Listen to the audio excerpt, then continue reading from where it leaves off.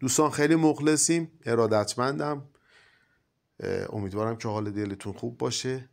در رابطه با عسل رست بسته چند دقیقه وقتتون رو بگیرم. بد نیست. حالا اگه از ما خریداری میکنید ما سپاسگزاریم از شما، ممنونم که پیج منم دنبال میکنید. اونا هم که از ما خریداری نمیکنن و فقط پیج منو دارن دنبال میکنن، این اطلاعات بد نیست. حالا از جایی که عسل دارید خریداری میکنید، از آدم مطمئنی دارید خریداری میکنید، این اطلاعات میتونه کمک بکنه که شما عسل قلابی نخرید.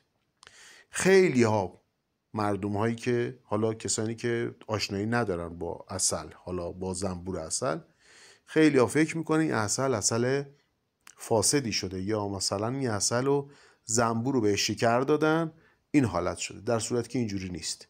عسلی که حرارت ندیده باشه و آنزیماش زنده باشه بعد از مدتی رست میبنده. الان داخل این بطری رو نگاه کنید، حالت جامد پیدا کرد. اگه کف بطری رو نگاه کنید یه حالت سفید مانند به خودش دست داده.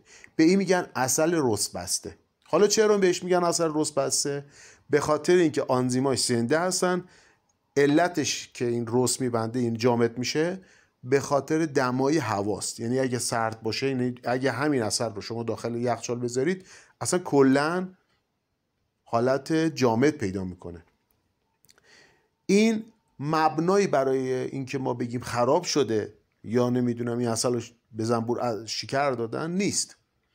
این عسل اتفاقا عسل بسیار سالمی هم هست.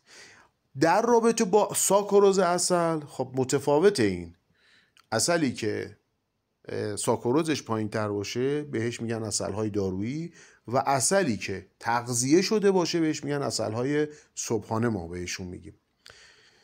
خدمتون عرض بکنم اگر من قراره که این عسل رو استفاده بکنم، اگر خیلی ها دوست ندارن که به اون شکلی که اول بود درست بشه، اگر همین عسلی که الان میبینید ما داریم به هم میزنیم، داریم مخلوطش میکنیم، برمیگرده سر جا اولی. اما اگه خواستیم باز شفافتر بشه، اونو داخل آب ولرم میذارن با همین بطری و به حالت اول خودش در میاد. زنده باشید.